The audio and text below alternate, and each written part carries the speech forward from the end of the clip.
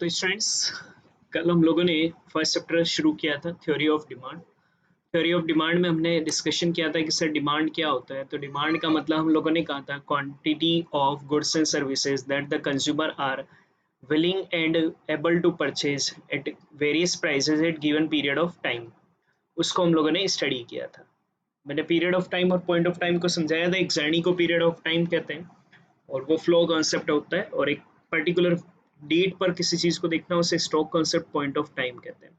Demand अगर होता है तो इफेक्टिव डिमांड के लिए तीन एलिमेंट मस्ट है बेटा हमारे लिए। डिजायर होना चाहिए, विलिंगनेस टू यूज होना चाहिए, और परचेसिंग पावर मीन्स हमारे लिए होना चाहिए। डिमांड एंड क्वांटिटी डिमांड में क्या फर्क होता है?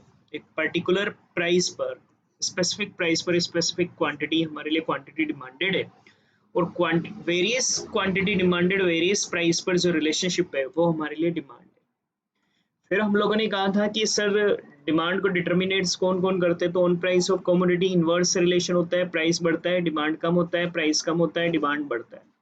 प्राइस ऑफ रिलेटेड गुड्स, दो टाइप का रिलेटेड गुड्स होता है बेटा हमारे लिए। एक कॉम्प्लीमेंट्री गुड्स होता है और एक सब्सटीट्यूट गुड्स होता है। कॉम्प्लीमेंट्री जो एक साथ यूज होता है उसे कॉम्प्लीमेंट्री गुड्स कहते हैं।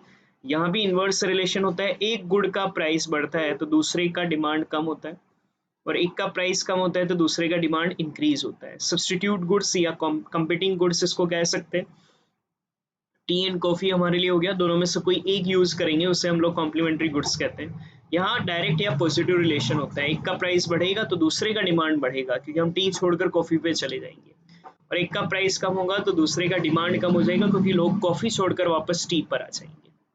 इनकम ऑफ कंज्यूमर का दो इफेक्ट होता है, normal good and inferior good. Normal good वो होती है जो नॉर्मल क्वालिटी होती है, अधिकतर गुड नॉर्मल गुड में ही आती है, और नॉर्मल गुड में पॉजिटिव रिलेशनशिप होता है। इनकम बढ़ता है तो डिमांड बढ़ता है, इनकम कम होता है तो डिमांड कम होता है। बट ना इनकम बढ़ने के साथ साथ हमारा ड्यूरेबल और सेमी ड्यूरेबल गुड्स पर डिमांड ज़्यादा बढ़ता है कंपेरेटिव फूड आइटम्स पर, क्योंकि जैसे जैसे इनकम बढ़ती जाती है हमारी डिपेंडेंसी ऑन फूड या नॉन ड्यूरेबल गुड्स पर कम होती जाती है, और हमारी डिपेंडेंसी बेटा हम उसके बाद नॉन ड्यूरेबल गुड्स की जगह ड्यूरेबल गुड्स को यूज, जो ज़्यादा टाइम तक चलती है उनको यूज करना ज़्यादा शुरू कर देते हैं। इंफीरियर गुड में इनकम बढ़ने के साथ एक लिमिट तक ही डिमांड बढ़ती है, उसके बाद डिमांड कम होने लग जाती है। लाइक बाजरा, बाजरा अगर इनकम बढ़ा तो हम एक लिमिट तक ही बाजरा यूज करेंगे, और इनकम बढ़ गया तो बाजरे को छोड़कर हम लोग वीट यूज करने लग जाएंगे। फिर हमने टेस्ट एंड प्रेफरेंस में कहा था कि टेस्ट एंड प्रेफरेंस फैशन के हिसाब से भी हमारी डिमांड चेंज होती है, जिसमें एक तो आपको डेमोन्स्ट्रेशन या बैंडवैगन इफेक्ट को ध्यान रखना है। ये तब होता है जब आप लोगों के लिए ना किसी और को देखकर आप गुड लेकर आते हैं, लाइक एलईडी एलसीडी पड़ोसी का देखकर हम भी लेकर आ रहे हैं, तो ये इफेक्ट हुआ ना, हम डिमांड करा, हमें रिक्वायरमेंट नहीं था, पड़ोसी का देखकर हम डिमांड करा। फिर वेबलन इफेक्ट आता है। वेबलन इफेक्ट ये कहता है कुछ चीजें बहुत महंगी होती है ना, उनकी डिमांड लोग बाग अमीर लोग ज्यादा करते हैं, क्योंकि वो उनकी प्रेस्टीज की गुड होती है। और अगर वो गुड ही कॉमन हो जाए तो फिर वो उसकी डिमांड ना कर कर उसकी यूज कम कर देंगे, इसको स्नोब इफेक्ट बोलते हैं। फिर आता है कंज्यूमर एक्सपेक्टेशन। कंज्यूमर अगर फ्यूचर में ये थिंक करता है कि फ्यूचर में अवेलेबिलिटी बढ़ने वाली है जिससे प्राइस फ्यूचर में कम हो जाएगी, तो वो आज डिमांड पोस्टपोन कर देगा, फ्यूचर में खरीद कर लाएगा। कंज्यूमर ये एक्सपेक्ट करता है कि फ्यूचर में अवेलेबिलिटी कम होने वाली गुड की, अवेलेबिलिटी मार्केट में गुड की कम होगी तो फ्यूचर में प्राइस बढ़ जाएगी, तो वो आज ही चीज खरीद कर लाकर रख लेगा। कुछ और अदर इफेक्ट भी होते हैं। पॉपुलेशन अगर ज्यादा है तो डिमांड ज्यादा होगी। आपका कंपोजिशन ऑफ पॉपुलेशन क्या है, इससे भी डिमांड इफेक्ट होती है। अमीर सॉरी ओल्ड एज वाले ज्यादा है तो उनकी गुड ज्यादा बिकेगी, चिल्ड्रन ज्यादा है तो टॉयज वगैरह ज्यादा बिकेंगे। इनकम का डिस्ट्रीब्यूशन दो होता है, इक्वल और unequal. Equal distribution of income है तो डिमांड ज्यादा रहती है, अनइक्वल डिस्ट्रीब्यूशन ऑफ इनकम है मतलब चंद अमीर लोग ही और अधिकतर गरीब है तो मार्केट में डिमांड हमारे लिए कम रहती है।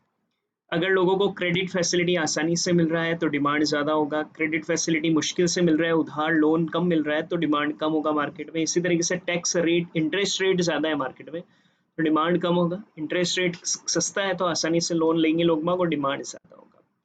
फिर डिमांड फंक्शन, पहली चीज तो फंक्शन याद रखो, डिपेंडेंट एंड इंडिपेंडेंट वेरिएबल का एक symbolic statement. Dependent and independent variable का एक सिंबॉलिक स्टेटमेंट हमेशा फंक्शन कहलाता है। तो डिमांड फंक्शन बेटा हमारे लिए क्वांटिटी डिमांडेड और उसके साथ उसके डिटर्मिनेट्स के बीच का एक सिंबॉलिक स्टेटमेंट है।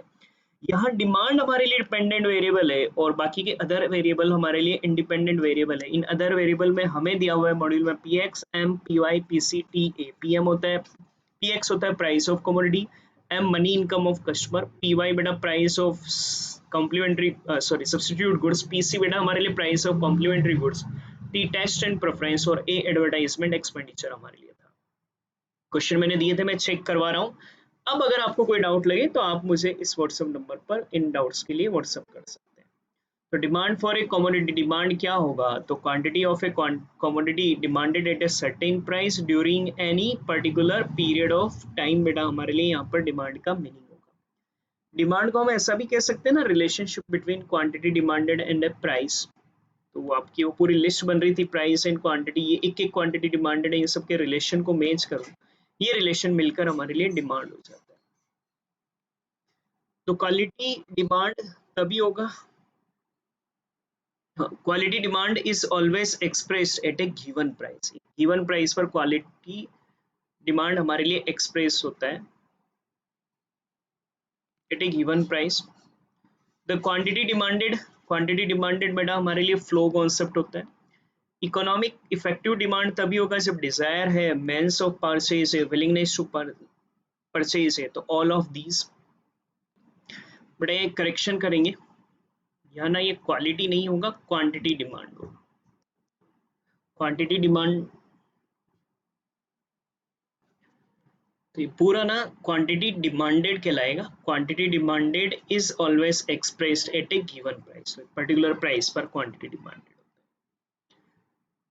सारे डिटर्मिनेंट से किसको छोड़कर टेस्ट एंड प्रेफरेंस से इनकम भी होता है, प्राइस ऑफ रिलेटेड गुड्स भी होता है, ये हमारा नहीं है बेटा डिटर्मिनेंट्स, तो यही हमारा आंसर हुआ। टेट्रिस पैरिबस होता है, अदर थिंग्स रिमेन कांस्टेंट या अदर थिंग्स बीइंग इक्वल बोल सकते हैं। रिलेटेड कमोडिटीज का कौन सा एग्जांपल है बेटा, तो complementary and substitute goods example है। कॉम्प्लीमेंट्री गुड्स का एग्जांपल जो एक साथ काम में ली जाती है, टी एंड शुगर एक साथ काम आती है, पेन एंड इंक एक साथ काम आता है, ऑटोमोबाइल एंड पेट्रोल एक साथ काम आता है, तो ऑल ऑफ दीज हमारे लिए आंसर होगा। Those goods which are consumed together, जो एक साथ काम आती है उसे कॉम्प्लीमेंट्री गुड्स कहते हैं। टू कमोडिटीज कॉम्प्लीमेंट्री है, एक का प्राइस अगर कम होगा, याद रखना कॉम्प्लीमेंट्री में नेगेटिव इफेक्ट होता है, तो एक का प्राइस कम होगा तो दूसरे का डिमांड बढ़ जाएगा, तो बेटा राइज हो जाएगी। भाई पेट्रोल की प्राइस कम हुई तो कार की डिमांड बढ़ जाएगी, या कार की प्राइस कम हुई तो पेट्रोल की डिमांड बढ़ जाएगी, क्योंकि लोग अब कार ज्यादा यूज करेंगे तो पेट्रोल भी ज्यादा यूज आएगा। Two commodities are called when they satisfy the same want, they satisfy the same want, they satisfy the same, एक सेकेंड यहाँ करेक्शन रहेगा आपका,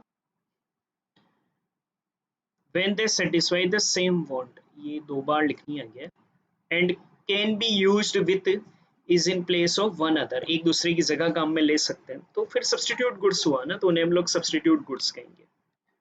There is a relation between the demand for a product and the price of its substitute, substitute की price और demand में positive relationship होता है। substitute में ध्यान रखना कॉम्प्लीमेंट्री में नेगेटिव, सब्स्टिट्यूट में पॉजिटिव, पॉजिटिव भी बोल सकते हैं डायरेक्ट भी बोल सकते हैं, इसलिए आंसर आपका बोथ लगेगा।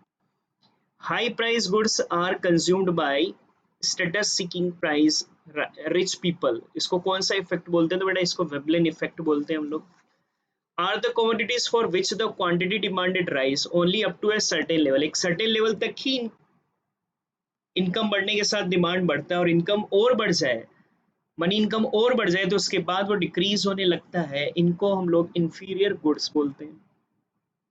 When goods are substitute, goods substitute है, सब्स्टिट्यूट में याद रखें पॉजिटिव इफेक्ट होता है। A fall in the price of one, तो दूसरे की डिमांड भी कम हो जाएगी। टी की प्राइस कम हो गई ना, तो लोग बाग कॉफी को छोड़कर टी पर आ जाएंगे, तो फॉल हो जाएगा। कौन सा पेयर बेटा हमारे लिए सब्स्टिट्यूट है, टी एंड कॉफी सब्स्टिट्यूट है बेटा। पेप्सी अगर डिक्रीज हो जाए तो कोक एंड 7 अप पर क्या फर्क पड़ेगा, अच्छा पेप्सी एंड कोक कॉम्प्लीमेंट्री थोड़ी है, एक साथ थोड़ी काम में लेते हैं, सब्स्टिट्यूट है ना, सब्स्टिट्यूट है, और याद रखो सब्स्टिट्यूट में पॉजिटिव इफेक्ट होता है। तो अगर Pepsi the Pepsi decreases relative to the price, यहाँ भी एक करेक्शन रहेगा, if the price of Pepsi decreases relative to the price, Pepsi का प्राइस डिक्रीज हो जाता है, कोक कैन 7 अप के कंपैरेटिव, तो लोग बाग कोक एंड 7 अप को कम यूज करेंगे और इसको ज्यादा यूज करने लग जाएंगे, तो ये आपस में सब्स्टिट्यूट गुड्स है ना। अगर इसकी प्राइस पेप्सी की कम हो गई तो इनकी डिमांड कम हो जाएगी, तो Coke and 7 up will decrease, क्योंकि लोग कोक एंड 7 अप को छोड़कर पेप्सी पे चले जाएंगे। Which of the following is an incorrect statement, incorrect छाटना है। When goods are substitute, substitute में ध्यान रखना पॉजिटिव रिलेशन होता है। fall in price of one, fall in the quantity demanded of its substitute का quantity demanded कम होता है, तो सेम रिलेशन है ना।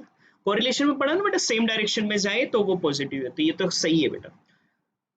कॉम्प्लीमेंट है तो नेगेटिव रिलेशन होता है, अगर एक का प्राइस फॉल हुआ तो दूसरे का डिमांड राइज हो रहा है, ये नेगेटिव रिलेशन है ना, अपोजिट डायरेक्शन, ये सही है complementary. Income of the consumer increase होता है, demand for the commodity increase always, always बेटा ये गलत हो गया, ऑलवेज नहीं बढ़ता है ना, नॉर्मल गुड्स पर ही बढ़ता है। इनकम बढ़े तो नॉर्मल गुड्स की डिमांड हमारे लिए बढ़ती है, लेकिन इंफीरियर गुड्स में एक लिमिट तक ही बढ़ती है, बाद में कम हो जाती है, तो यही तो फॉल्स स्टेटमेंट है, ये तो सही था। देखो, a commodity become feasible, people prefer to buy it and therefore its demand increase, तो ये तो सही था ना। यह ऑलवेज वर्ड की वजह से गलत हो गया, क्योंकि इंफीरियर में ये ऐसा नहीं होता है। What will happen in rice market? Its buyer are expecting higher price in near future. हम सोच रहे हैं कि फ्यूचर में प्राइस बढ़ेगी, तो हम आज डिमांड बढ़ा देंगे, आज ही स्टॉक कर कर रख लेंगे। The demand of rice will increase. The price of tomato increase and people buy tomato puree. You infer that tomato puree are substitute है। मैं या तो टोमेटो ले लूँ या टोमेटो की प्यूरी ले लूँ, टोमेटो का प्राइस बढ़ गया तो टोमेटो की प्यूरी चटनी जो है वो हम लोग काम में लेने लग जाएंगे। Potato chips and popcorn are substitute, substitute में पॉजिटिव रिलेशन होता है। Rise in the price of potato, potato की प्राइस बढ़ जाए तो डिमांड ऑफ पॉपकॉर्न हमारे लिए बढ़ जाएगा। The demand of popcorn will increase, बढ़ जाएगा ना बेटा, इस वजह से हम पॉपकॉर्न की क्वांटिटी ज्यादा काम में लेने लग जाएंगे, तो हमारे लिए पॉपकॉर्न की डिमांड बढ़ा देंगे। पोटैटो की प्राइस बढ़ गई, पोटैटो चिप्स की प्राइस, यहाँ भी आप पोटैटो चिप्स पूरा लिख देंगे, ये पोटैटो चिप्स की प्राइस अगर हमारे लिए बढ़ गया है तो हम क्या करेंगे बेटा, पॉपकॉर्न की डिमांड बढ़ा देंगे और पॉपकॉर्न की क्वांटिटी भी बढ़ जाएगी, इंक्रीज बेटा। हाई प्राइस गुड्स कंज्यूम किया जाता है रिच पीपल के द्वारा, इसको हम लोग वेबलन इफेक्ट बोलते हैं। If the price of orange juice increase, orange juice की प्राइस बढ़ गई तो एप्पल जूस की डिमांड पर क्या फर्क पड़ेगा बेटा। ऑरेंज और एप्पल कौन सा गुड हुआ, पहले तो ये सोचो, तो सर ये सब्स्टिट्यूट गुड्स है, या तो मैं ऑरेंज का जूस काम में लूँ या एप्पल का जूस, सब्स्टिट्यूट में पॉजिटिव रिलेशन होता है। अगर ऑरेंज की जूस की प्राइस इंक्रीज हो गई तो एप्पल जूस की डिमांड हमारे लिए इंक्रीज हो जाएगी, क्योंकि लोग ऑरेंज को छोड़कर एप्पल पर शिफ्ट हो जाएंगे, इंक्रीज हो जाएगा। At higher price people demand more of certain good not for their worth but for their prestige, के लिए चीजें खरीदते हैं, फिर वो हमारे लिए वेबलन इफेक्ट कहलाता है। When the price of tea decrease, people reduce the consumption of coffee. Tea and coffee कौन सा गुड है, सब्स्टिट्यूट गुड्स है, यही तो रिलेशन है, सब्स्टिट्यूट में पॉजिटिव रिलेशन होता है। टी का प्राइस कम हुआ, लोग कॉफी की डिमांड कम कर देंगे कि वो टी पर शिफ्ट हो जाएंगे, तो ये हमारे लिए सब्स्टिट्यूट गुड्स हुआ। A symbolic statement of a relation between dependent and independent variable, उससे हम लोग फंक्शन बोलते हैं। इन डिमांड फंक्शन, डिमांड एक डिपेंडेंट वेरिएबल है बेटा, ये डिपेंड करता है ना ये बाकी के फैक्टर्स पर। In demand function determinates of demand, जैसे प्राइस, मनी, इनकम, ये सब कौन से वेरिएबल है, ये इंडिपेंडेंट वेरिएबल है, इनसे डिमांड फ्लक्चुएट होता है, तो डिमांड डिपेंडेंट है, ये सब बेटा हमारे लिए इंडिपेंडेंट वेरिएबल है। ये कल की क्लास का टॉपिक फिनिश होता है। अब डेली ये रूटीन अपना चलेगा बेटा, कंटेंट पढ़ते चलेंगे, ऐसा कोई टफ नहीं है, को नॉर्मल है, आपको डेली टॉपिक पढ़ना है और क्वेश्चंस को फाइट करना। अब इनमें किसी क्वेश्चन में कोई डाउट रह जाए तो आप मेरे को व्हाट्सअप कर सकते हैं, सर कोई नोटबुक में नोट्स वोट्स बनाए, यार बेटा ये आपकी इच्छा, आप किस तरीके से पढ़ते हो, क्या करते हो, ये आप अपने हिसाब से डिसाइड करो। मेरे हिसाब से तो ये नोट सफिशिएंट है, आपको इन्हीं को पढ़ना है कि सर हम इनको शॉर्ट करें, पूरा पूरा लिखें, ये ऐसे सब क्वेश्चन आप अपने हिसाब से डिसाइड करो, आप क्या चाहते हो, आपको चाहिए कि नहीं मुझे पूरा लिखना है तो आप लिख लें, आप चाहते हैं कि नहीं हमें तो शॉर्ट ही लिखना है, और नहीं भी लिखो, इन्हीं को रीड कर कर भी आंसर टिक लगाओगे तो भी चलेगा। इट इज पर्सनल व्यू, आप अपने हिसाब से वो नोट्स अगर आपको और कोई नोटबुक में बनाने तो आप अपने हिसाब से मैनेज करें। आज हम लोग रीड करेंगे बेटा law of demand, law of demand. समझना क्या होता है।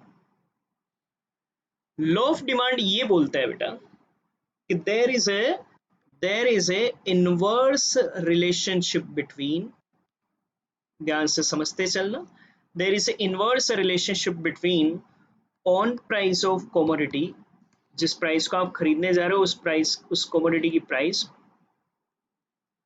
And its quantity demanded.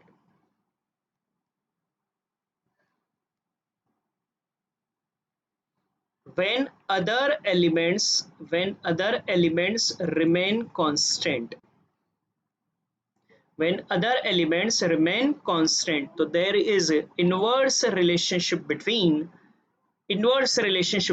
on price of commodity and its quantity demanded when other elements remain constant। तो जो खुद की प्राइस है और जो क्वांटिटी डिमांडेड है बेटा उसमें इनवर्स रिलेशन होता है, लेकिन बस शर्त है कैट्रिक पैरिबस जो हमने कल कहा था, अदर एलिमेंट कांस्टेंट रहने चाहिए। Sir other element like price of related goods में कोई चेंज नहीं होना चाहिए, इनकम ऑफ कस्टमर में कोई चेंज नहीं होना चाहिए, टेस्ट एंड प्रेफरेंस में हमारे लिए कोई चेंज नहीं होना चाहिए। वो जो अदर एलिमेंट कांस्टेंट रहने चाहिए उन्हें हम लोग assumption of law of demand कह रहे हैं। ये लॉ ऑफ डिमांड के एजम्पशन है कि बाकी के एलिमेंट्स में कोई इफेक्ट नहीं आना चाहिए। तो ऐसी सिचुएशन में ऑन प्राइस ऑफ कमोडिटी और उसकी क्वांटिटी डिमांडेड में इनवर्स रिलेशनशिप होता है। प्राइस अगर बढ़ती है, प्राइस अगर ऑन प्राइस की बढ़ती है तो हमारे लिए डिमांड कम होगी, और अगर बेटा प्राइस हमारे लिए कम होती है तो डिमांड हमारे लिए बढ़ जाती है। ये हमारे लिए लॉ ऑफ डिमांड कहलाता है। लॉ ऑफ डिमांड किसने दिया था? तो याद रखना प्रोफेसर मार्शल ने, अल्फ्रेड मार्शल ने लॉ ऑफ डिमांड दिया था। प्रोफेसर अल्फ्रेड मार्शल ने ये कहा था कि अगर आप ज्यादा क्वांटिटीज को सेल करना चाहें तो प्राइस कम करनी पड़ेगी, सीधी सी बात है। क्योंकि डिमांड तभी बढ़ेगी मार्केट में जब आप प्राइस कम करोगे, तब जब अदर एलिमेंट्स कांस्टेंट रहे, बाकी की चीजों में कोई चेंज नहीं होना चाहिए। ये लॉ ऑफ डिमांड का हमारे लिए एजम्पशन है। तो लॉ ऑफ डिमांड क्या बोलता है? There is a inverse relationship. Inverse को हम नेगेटिव रिलेशनशिप भी बोलते हैं, लेकिन तभी फॉलो होगा जब अदर एलिमेंट्स इक्वल रहेंगे, चेंज नहीं होंगे। अदर एलिमेंट मतलब जो कल हम लोगों ने रीड करा था फैक्टर्स ऑफ प्रोडक्शन डिटरमिनेट्स में, उसमें प्राइस ऑफ कमोडिटी, देखो इधर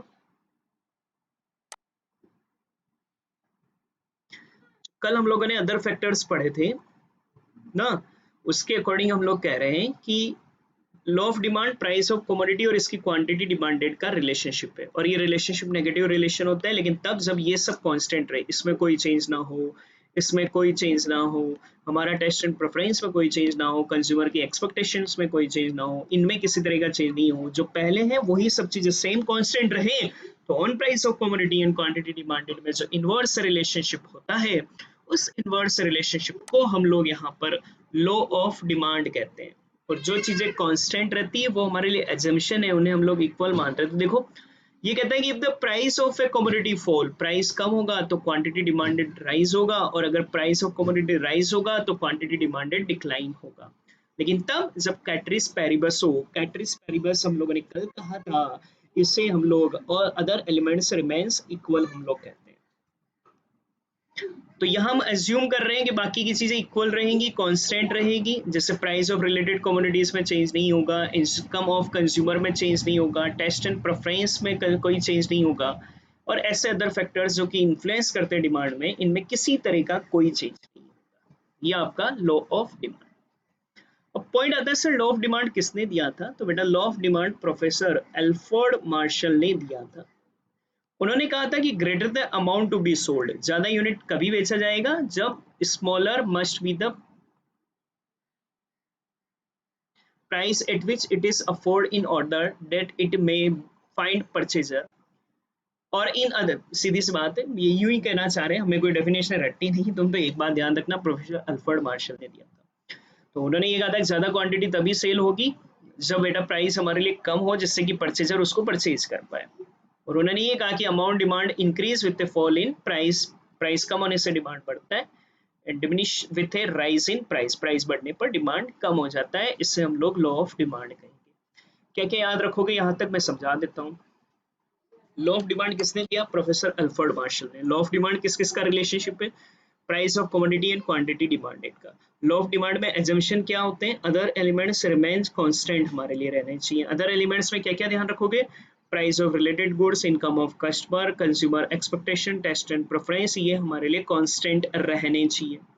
on price of law of demand क्या बोलता है, ऑन प्राइस ऑफ कमोडिटी बढ़ जाए तो क्वांटिटी डिमांड कम हो जाएगा, ऑन प्राइस ऑफ कमोडिटी कम हो जाए तो क्वांटिटी डिमांड हमारे लिए बढ़ जाएगा। ये थ्योरी पॉइंट आपको ध्यान रखने हैं लॉ ऑफ डिमांड पर। अब इस लॉ ऑफ डिमांड को हम लोग ना यहाँ पर एक शेड्यूल से, एक टेबल एंड डायग्राम से भी समझा सकते हैं, और वो जो टेबल एंड डायग्राम से हम लोग समझाएंगे, तो लॉ ऑफ डिमांड को हम लोग ना एक टेबल से एक्सप्लेन कर सकते हैं जिसे डिमांड शेड्यूल बोलेंगे। क्या बोलेंगे बेटा हम लोग, डिमांड शेड्यूल।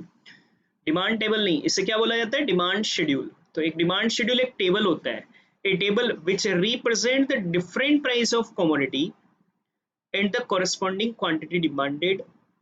तो अलग अलग प्राइस एंड अलग अलग क्वांटिटी को जो शो करता है, उस शेड्यूल को, ये क्वेश्चन है वहां ध्यान रखना, उस शेड्यूल को क्या बोला जाता है, रिमेंबर दैट इस शेड्यूल को हम लोग डिमांड शेड्यूल बोलते हैं। जैसे यहाँ पर प्राइस हम लोगों ने लिया, मान लो 5 4 3 2 1, और क्वांटिटी डिमांडेड हम लोगों ने लिया, प्राइस कम करा ना बेटा, इनवर्स रिलेशनशिप चलेगा, प्राइस कम करा तो डिमांड हमारे लिए बढ़ेगा। मैंने डिमांड बढ़ाता हुआ लिख दिया 10 20 30 40 50, हमें तो बनाना पड़ेगा ही नहीं ना, क्योंकि कोई सब्जेक्टिव क्वेश्चन नहीं है, बस तुम्हें तो याद रखना है।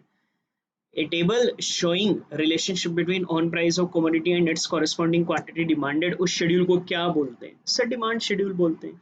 ये डिमांड शेड्यूल कौन से रिलेशनशिप को शो करता है, ये कौन सा है, पॉजिटिव रिलेशनशिप या नेगेटिव, सर ये ना नेगेटिव रिलेशनशिप को शो करता है। इससे हम लोग इनवर्स रिलेशनशिप भी बोल सकते हैं, इसे नेगेटिव रिलेशनशिप भी बोल सकते हैं, और क्या बोल सकते हैं, इनवर्स रिलेशनशिप भी बोल सकते हैं, क्योंकि लॉ ऑफ डिमांड को शो कर रहे हैं, प्राइस कम हो रही है सर तो डिमांड हम लोग बढ़ा रहे हैं, ये हमारे लिए लॉ ऑफ डिमांड हो रहा है।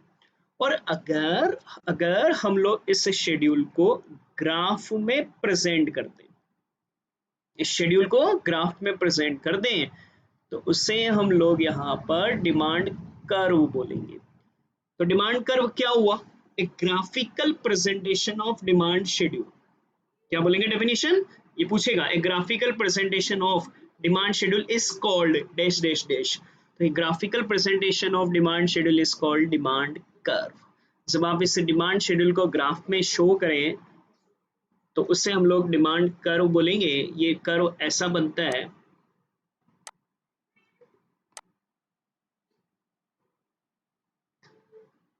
यहाँ OX एक्सिस पर क्वांटिटी डिमांडेड को प्लॉट करते हैं, 10 20 30 40 50। OY एक्सिस पर हम लोग प्राइस, ये भी हमें तो बनाना ही नहीं पड़ेगा, बस इसलिए ज्यादा ऑब्जेक्टिव ऑब्जेक्टिव पर ध्यान रखो, कोई सब्जेक्टिव नहीं, तुम्हें कौन सा बनाना है भाई, बस लॉजिक समझना है। प्राइस 5 4 3 2 1 है, बट बेटा स्केल हमेशा ना असेंडिंग चढ़ता है, 1 2 3 4 और ये 5 प्राइस। तो प्राइस 5 था तो डिमांड हमारे लिए 10 था, प्राइस 4 हुआ बेटा तो डिमांड 20 हुआ, प्राइस 3 हुआ तो डिमांड 30 हुआ, प्राइस 2 हुआ तो डिमांड 40 हुआ, प्राइस 1 था तो डिमांड 50 हुआ। और इन सब नोड्स को मिलाते हुए एक डायग्राम हम लोग बना देंगे तो ये डीडी कर्व हमारे लिए बन जाएगा। याद करो correlation, scatter diagram method, straight line upper left to lower right, ये परफेक्ट नेगेटिव रिलेशनशिप है। तो ये डिमांड कर्व हमारे लिए कौन सा रिलेशन शो करता है, तो सर ये ना नेगेटिव रिलेशनशिप को हमारे लिए शो करता है। ये अपवर्ड स्लोप है या डाउनवर्ड स्लोप है, सर डाउनवर्ड स्लोप है ना, डाउनवर्ड स्लोप है, ये नेगेटिव रिलेशनशिप को हमारे लिए शो करता है।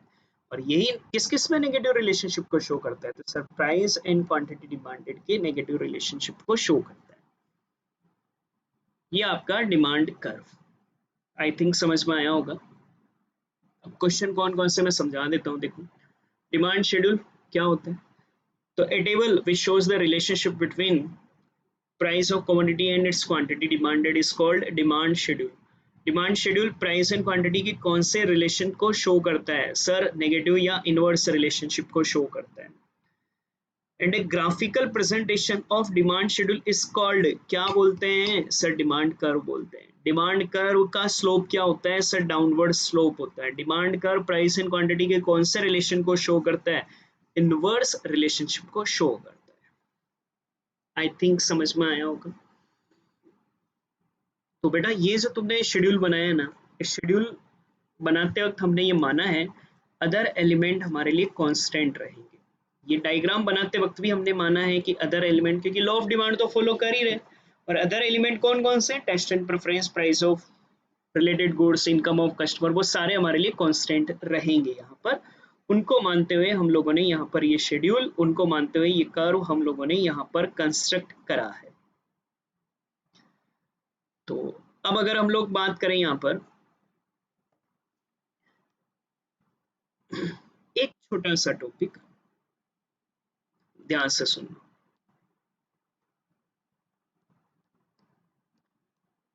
बेटा ना डिमांड शेड्यूल दो टाइप का होता है। एक होता है individual demand schedule,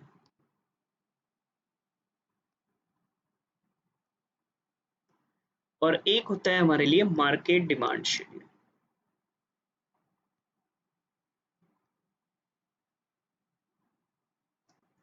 demand schedule हमने कहा था ना, एक table showing relationship between on price of commodity and its quantity demanded, उसे डिमांड शेड्यूल कहा था। तो एक सिर्फ इंडिविजुअल बायर का अगर मैं डिमांड शेड्यूल बनाऊं ना, तो उससे मैं इंडिविजुअल डिमांड शेड्यूल बोलूंगा, जैसा हम लोगों ने अभी करा। प्राइस 54321 और क्वांटिटी डिमांडेड हम लोगों ने लिया।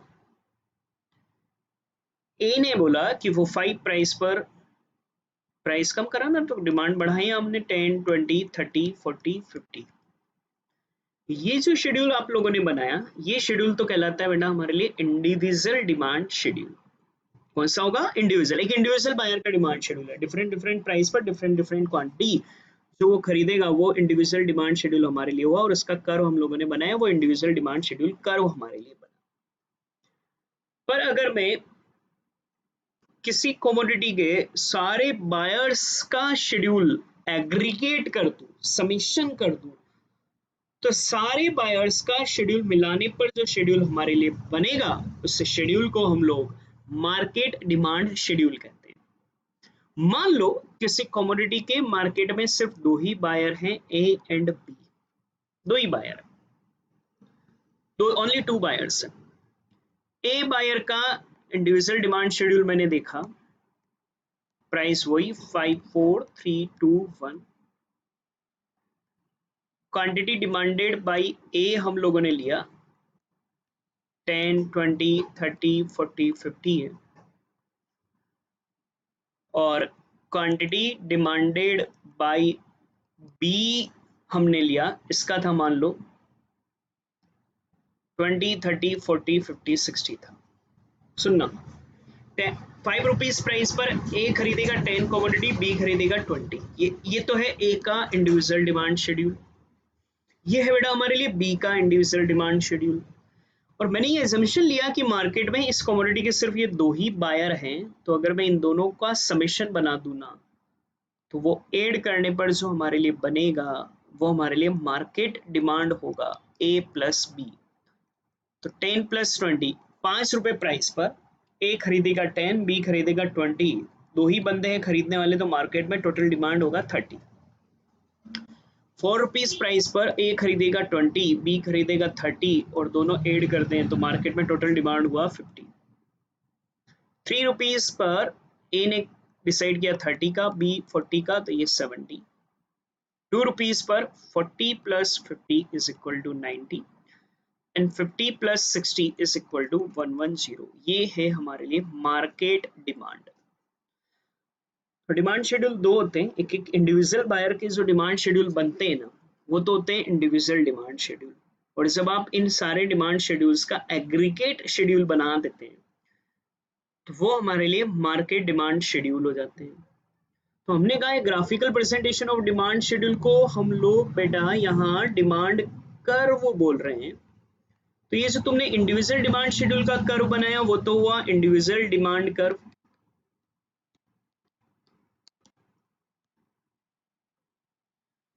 और अगर मैं मार्केट डिमांड शेड्यूल का कर्व बनूंगा तो वो बनेगा मार्केट डिमांड कर्व। ये होता कैसे है उस कॉन्सेप्ट को मैं जरा सा आपको समझा देता हूँ। ओ एक्स एक्सिस पर क्वांटिटी, जैसे अपन मान लो ए का बनाता हूँ ना, ए का ओ एक्स एक्सिस पर क्वांटिटी डिमांडेड लेते हैं 10 20 30 40 50। ओ वाई एक्सिस पर प्राइस 1 2 3 4 5।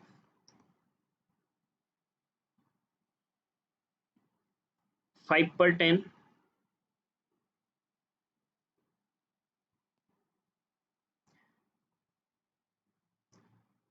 4 पर 20, 3 पर 30, 2 पर 40, 1 पर 50। मैं सबको ऐड करा, ये डिमांड हो गई ए का। ये तो बना मेरे लिए डिमांड कर्व ऑफ ए। चलो अगर मैं बी का बनाना चाहूँ तो 60 तक है वहां मैक्सिमम वैल्यू।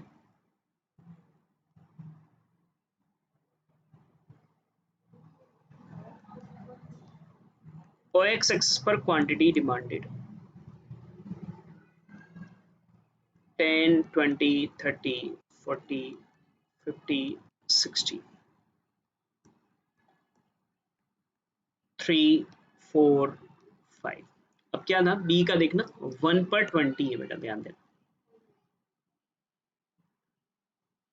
सॉरी 5 पर 20 है, 4 पर 30 है, 3 पर बेटा 40 है, 2 पर 50 एंड 1 पर 60। अब इसको अगर आपने बनाया, ये बनेगा डिमांड कर्व ऑफ बी। जब मैं मार्केट का बनूंगा, वर्डिंग्स पर ध्यान देना मेरी,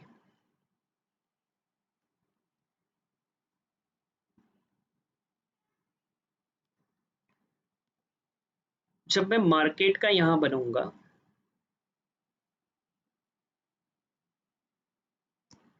मार्केट की क्वांटिटी डिमांडेड मैक्सिमम 110 है। तो मैंने 10 20 30 40 50 60 70 80 90 100 110।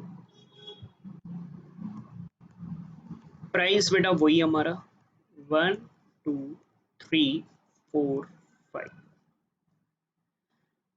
अब देखो 1 का है 30 पर, सॉरी 5 का 30 पर बेटा,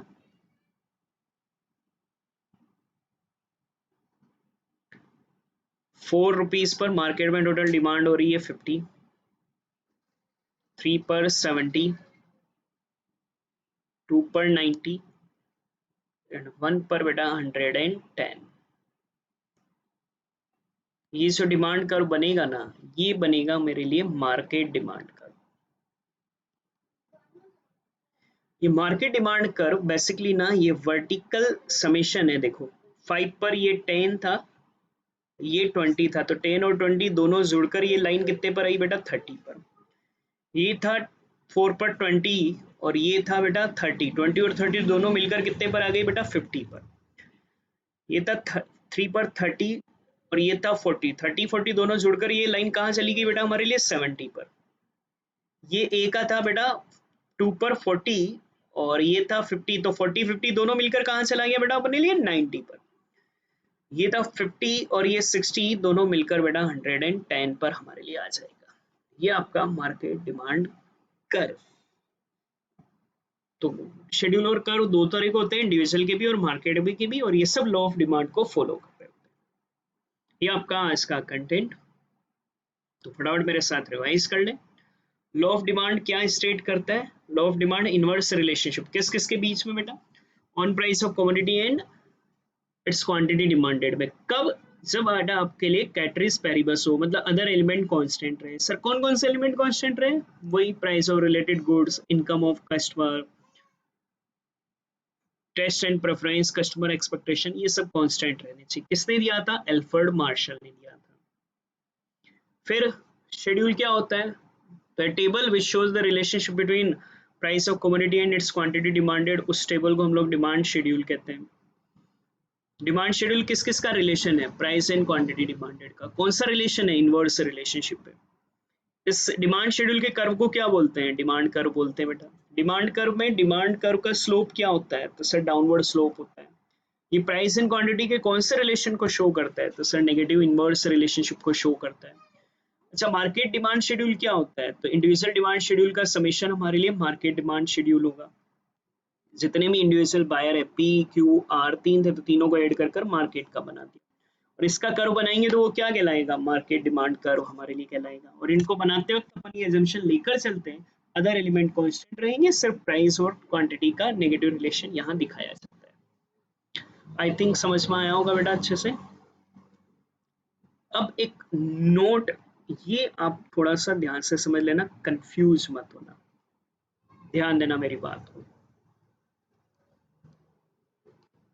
लॉ ऑफ डिमांड किन किन का रिलेशन है, प्लीज ध्यान देना ना। Price of commodity and quantity demanded जो हमारे लिए होगा कमोडिटी का, उसका कौन सा रिलेशन है? तो नेगेटिव इनवर्स रिलेशन है। प्राइस बढ़ती है तो डिमांड कम हो जाती है, प्राइस कम होती है तो डिमांड बढ़ जाती है। प्राइस यहाँ ध्यान देना, प्राइस यहाँ इंडिपेंडेंट वेरिएबल है और क्वांटिटी डिमांडेड यहाँ डिपेंडेंट वेरिएबल है। डिमांड किस पर डिपेंड कर रही है? प्राइस पर। प्राइस बढ़ता है तो डिमांड कम होती है, प्राइस कम होती है तो डिमांड बढ़ जाती है। पर बाई चांस मैं आपसे उल्टा क्वेश्चन पूछ लूं कि अगर, कंफ्यूज मत होना ना बेटा, मैं डिपेंडेंट इंडिपेंडेंट वेरिएबल को चेंज कर रहा हूं, अगर किसी कमोडिटी की डिमांड मार्केट में बढ़ जाए तो बताओ प्राइस उसकी क्या होगी? मैं ये नहीं कह रहा हूं कि प्राइस बढ़ जाए तो डिमांड क्या होगी, ऑब्वियसली प्राइस बढ़ जाए तो डिमांड कम होती है, प्राइस कम हो जाए तो डिमांड बढ़ती है। अब मैं उल्टा पूछ रहा हूँ, अगर मार्केट में अदर फैक्टर से किसी की भी वजह से डिमांड मार्केट में बढ़ जाए, मार्केट में डिमांड बढ़ गई, तो उस कमोडिटी की प्राइस ना बेटा कम नहीं होती है, बढ़ने लग जाती है, क्योंकि आप ज्यादा मांग रहे हो तो फिर प्राइस उस कमोडिटी की बढ़ जाती है। और अगर क्वेश्चन कहे कि किसी कमोडिटी की अगर डिमांड कम हो जाए तो उससे प्राइस पर क्या इफेक्ट पड़ेगा, तो उससे प्राइस बेटा हमारे लिए कम हो जाएगी। ध्यान रखना, प्राइस एंड क्वांटिटी में तो इनवर्स रिलेशन होता है, प्राइस बढ़े तो डिमांड कम होती है, प्राइस कम हो तो डिमांड बढ़ती है। मगर डिमांड एंड प्राइस में अलग रिलेशन होता है। डिमांड यहाँ डिमांड इंडिपेंडेंट हो गया, प्राइस उस पर डिपेंड कैसे करेगी? किसी कमोडिटी की अगर डिमांड बढ़ रहा है फिर मार्केट में उसकी प्राइस बढ़ने लग जाती है। और अगर किसी कमोडिटी की डिमांड कम हो रही है, सस्ती चीजें सस्ती होने लग जाएगी, खरीदार ही नहीं मिल रहे, और खरीदार ज्यादा है, सप्लायर कम होंगे कैपेसिटी के हिसाब से, प्राइस बढ़ जाएगी। तो डिमांड के हिसाब से प्राइस पर इफेक्ट बोले ना बेटा, तो डिमांड बढ़ने से प्राइस बढ़ जाती है मार्केट में, डिमांड कम होने से प्राइस हमारे लिए कम हो जाती है। लॉ ऑफ डिमांड तो प्राइस एंड डिमांड का रिलेशन है। तो कॉन्सेप्ट ध्यान रखना, क्वेश्चन आप जब करोगे तब आपके काम आएगा। आज जो हमने स्टडी करा है उसके हमारे पास यहाँ 18 क्वेश्चन है, इनको आप कंप्लीट करोगे। तो इन 18 क्वेश्चन को कंप्लीट करें, 29 हम कर चुके हैं, 18 ये कंप्लीट करेंगे। कल हम लोग लॉ ऑफ डिमांड का कुछ अलग पॉइंट पढ़ेंगे, उसके लिए दोनों क्लास काम आएगी, इसलिए फर्स्ट और ये सेकंड दोनों लेक्चर अच्छे से तैयार कर लें ताकि कल वाला क्लास हम अच्छे से कर पाएं।